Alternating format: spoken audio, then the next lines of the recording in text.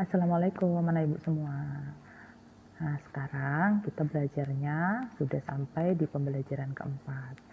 Sebelum kita mulai belajar, ayo kita tundukkan kepala kita berdoa lagi ya. Berdoa dimulai. Selesai. Nah, pada hari ini tujuan pembelajaran yang ingin ibu capai adalah dengan video pembelajaran ini kalian bisa menjelaskan nilai-nilai yang terkandung dalam sila kedua Pancasila. Kemudian kalian juga bisa menemukan atau memberikan contoh penerapan nilai-nilai kemanusiaan tersebut dalam kehidupan sehari-hari. Dan yang terakhir, kalian bisa mengidentifikasi peran Indonesia dalam bidang politik di ASEAN ya. Itu adalah tujuan pembelajaran kita. Karena yang di pembelajaran sebelumnya itu adalah nilai-nilai sila pertama. Nah, pada pembelajaran keempat ini yaitu nilai-nilai di sila kedua. Oke. Nah, sekarang marilah kita amati teks berikut ya. Nah, pada wacana ini adalah menceritakan hebatnya si dokter kami ya. Nah, dokternya itu bernama Rana. Dia adalah seorang dokter muda yang anak dari mantan kepala desa ya. Kepala desa ini juga merupakan pemimpin desa ya. Nah, dia bisa kuliah dengan beasiswa di Fakultas Kedokteran dan akhirnya dia bisa bekerja di rumah sakit umum. Nah, kemudian dia sudah mulai bekerja di kota, tetapi akhirnya dia kembali ke desa.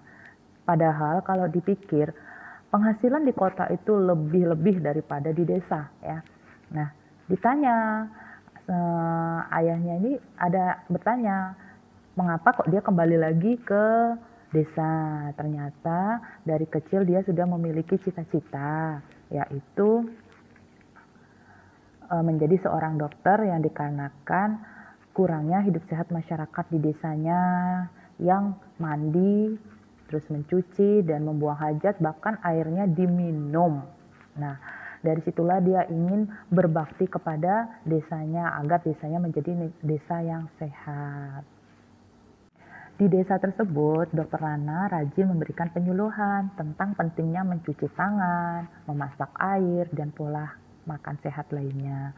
Bahkan Dr. Rana ini pernah mendengar cerita dari almarhum ayahnya yang kepala desa bahwa warganya ini takut untuk berobat karena tidak mampu membayar. Dan hal inilah yang membuat Dr. Rana ingin berbakti di desanya. Jadi dia ingin desanya bersih yaitu dengan cara mendaur ulang sampah ya, botol-botol plastiknya itu diolah, kemudian dia juga menggratiskan biaya pemeriksaan di tempatnya.